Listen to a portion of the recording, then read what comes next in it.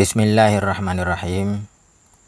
Dalam video kali ini saya mencoba sharing tentang 17 langkah pembuatan WPS. Apabila kita bekerja dalam sebuah kilang, apakah kilang minyak ataupun kilang gas, ataupun kilang petrokemikal ataupun power plant, tentu kita tidak terlepas dengan dokumen yang namanya WPS. WPS ini sebuah dokumen yang menjadi acuan dalam pengelasan. Dan WPS ini merupakan mandatory, harus ada dalam setiap pengelasan. Di sini saya mencoba sharing apa saja yang harus kita perhatikan dalam proses pembuatan WPS. Di sini saya konsepkan ada 17 langkah. Yang pertama adalah service, kemudian design ataupun construction code. Terus yang ketiga WPS qualification code. Yang keempat base metal. Yang kelima filler metal selection. Yang keenam preheat requirement. Yang ketujuh PWHT requirement. Yang kedelapan NDI requirement. Yang kesembilan mechanical testing requirement. Terus yang ke-10 WPS and PQR draft. Yang ke-11 test coupon selection. Yang ke-12 welder selection. Yang ke-13 welding and record. Yang ke-14 PWHT. Yang ke-15 NDE. Kemudian yang ke-16 mechanical testing. Kemudian yang terakhir yang 17 WPS dan PQR approval. Ini adalah 17 langkah. Ini saya anggap sebagai guidance apabila kita akan membuat sebuah WPS. 17 langkah ini adalah berdasarkan pengalaman saya dalam bekerja. Apabila nanti dalam penyampaian saya ada yang kurang ataupun ada yang tidak tepat, ini bisa diverifikasi dengan teman-teman yang lebih senior ataupun teman-teman yang lebih expert di bidang pembuatan WPS. Kita mulai. Yang pertama adalah service. Di sini yang pertama kita harus memahami fluid service-nya. Apakah dia gas ataupun steam, ataupun oil, ataupun air, ataupun water, ataupun chemical. Ini berkaitan dengan material selection. Karena masing-masing fluid surface ini mempunyai karakteristik yang berbeda, mempunyai sifat yang berbeda. Kemudian berikutnya temperatur. Apakah dia normal ataupun high ataupun low ataupun cryogenic. Contohnya gas. Dia termasuk dalam temperatur normal. Kemudian ada main steam. Dia termasuk dalam high temperature. Kemudian ada LPG yang berada pada temperatur minus 45 derajat Celcius. Dia termasuk LTCS ataupun low temperature. Kemudian ada LNG. LNG ini berada pada temperatur minus 160 derajat Celcius. Dia termasuk dalam kategori cryogenic. Cryogenic ini adalah keadaan temperatur yang berada di bawah minus 100 derajat Celcius. Ini disebut cryogenic. Kalau LNG berada pada minus 160 derajat Celcius. Kemudian berikutnya pressure. Apakah dia high pressure ataupun dia intermediate pressure ataupun low pressure. Sebagai contoh ada main steam, ada hot reheat, ada cool reheat. Ketiga sistem ini pressure-nya berbeda walaupun fluidanya sama-sama steam. Kemudian berikutnya apakah surface-nya flammable ataupun tidak. Maksud flammable ini sifatnya terbakar. Seperti gas ataupun oil, ini sifatnya terbakar. Kemudian berikutnya apakah surface-nya korosif ataupun tidak. Misalnya kayak sulfur ataupun asid, dia sifatnya korosif. Kemudian apakah dia toksik ataupun tidak. Dia beracun ataupun tidak, seperti air limbah. Nah, ini adalah beberapa poin yang harus kita pertimbangkan terkait dengan service. Kemudian berikutnya adalah design ataupun construction code. Misalnya proses piping. Kita mengacu kepada ASME B3 1.3.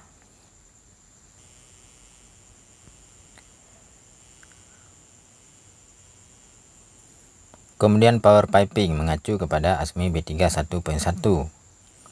Kemudian ada gas pipeline mengacu kepada ASME B3 1.8. Kemudian ada oil pipeline mengacu kepada ASME B3 1.4. Kemudian ada boiler mengacu kepada ASME section 1. Kemudian ada pressure vessel mengacu kepada ASME 8. Kemudian ada heat exchanger mengacu kepada standar tema. Kemudian ada water tank mengacu kepada AWWA D100.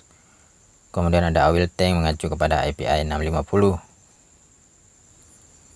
Kemudian ada firefighting mengacu kepada standar NFPA sekian. Kemudian ada steel structure mengacu kepada AWS D1.1.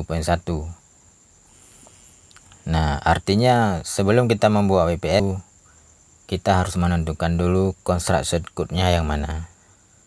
Kemudian berikutnya adalah WPS qualification code.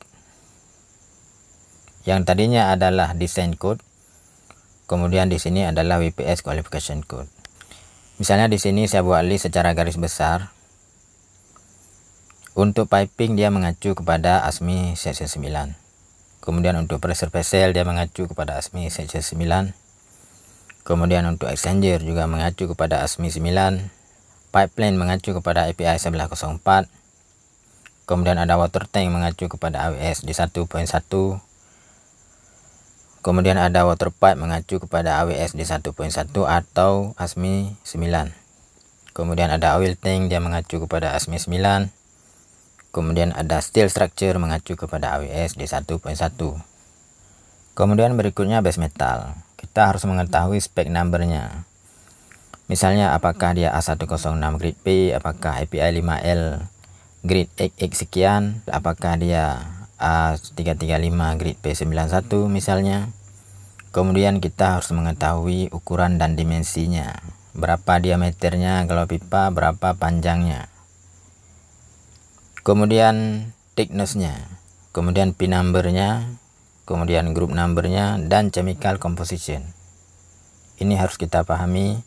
Di antaranya yang berpengaruh adalah persentase karbonnya, persentase krom, dan persentase nikel. Ini harus menjadi perhatian terkait dengan base metal.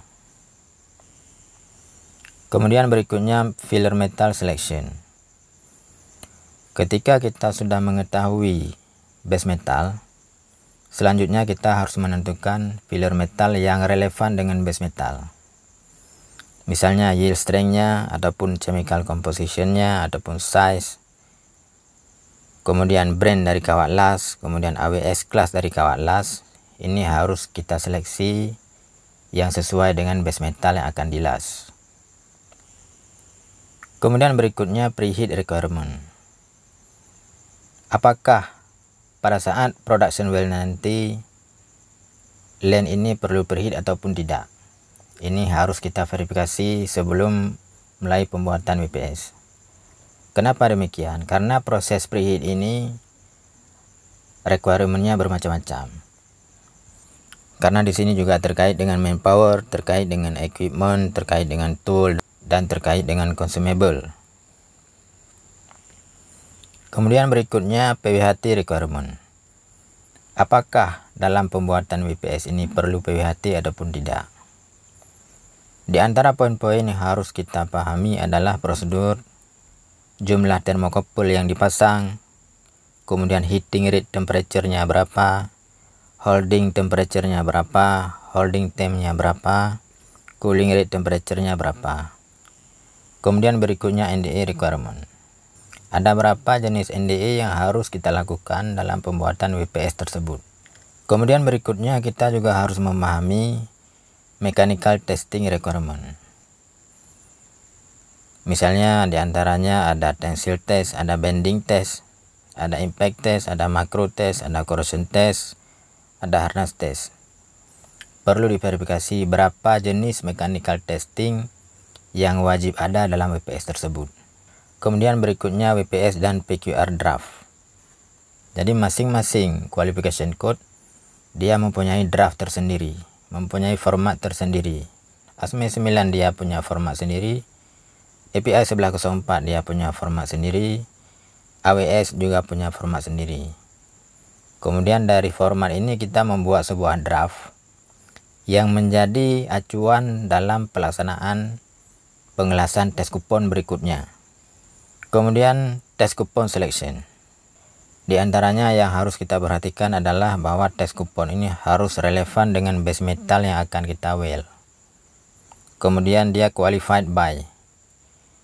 Kemudian ada qualified for, artinya ring qualified. Misalnya untuk thickness, dia qualified-nya 2T dari test coupon. Misalnya test couponnya tebalnya 12 mili, maka dia qualified untuk pengelasan 24 mili. Nah, ini harus menjadi pertimbangan. Di sini juga kita harus memperhatikan speknya, size-nya, thickness-nya, dan kuantitinya berapa. Kemudian berikutnya welder selection.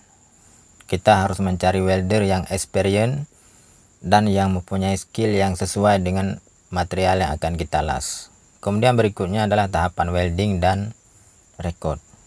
Di sini yang perlu kita perhatikan diantaranya adalah apa yang kita lakukan sesuai dengan draft PQR. Kemudian base metalnya harus benar, filler metalnya harus benar, weldernya, joint design, posisi test couponnya berapa G, kemudian welding prosesnya apa, apakah GTAW ataupun SMAW ataupun kombinasi GTAW dengan SMAW, apakah FCAW, kemudian preheat apakah diperlukan ataupun tidak, kemudian grinding ataupun cutting disc apakah dia stainless ataupun dia karbon, kemudian ampernya berapa, polarity-nya bagaimana, kemudian travel speed, kemudian argon purity, oxygen content, weld deposit, number of pass, date, location. Ini semua harus ada recordnya. Ini semua harus terrecord sesuai dengan aktual yang terjadi pada saat pengelasan test coupon. Kemudian yang paling terakhir, salah satu poin yang harus kita perhatikan adalah PUHT. Kenapa PUHT harus menjadi perhatian? Karena ada material yang PWHT-nya harus berlanjut setelah pengelasan. Ini ada material-material yang spesial, yang khusus, memang tidak boleh ada pendinginan setelah pengelasan. Dia harus dilanjutkan dengan PUHT. Kemudian PUHT, kemudian ada NDE, kemudian selanjutnya baru mechanical testing. Hasil mechanical testing ini ada acceptance kriterianya. Ini siapa yang berhak mengapprove. Ada orang-orang tertentu yang ditunjuk yang mempunyai wewenang untuk mengapprove hasil dari mechanical testing. Kemudian setelah mechanical testing selesai, baru difinalisasi WPS dan PQR-nya. Hingga WPS ini berstatus approve, bisa diimplementasikan untuk production well. Terima kasih sudah menonton, semoga bermanfaat.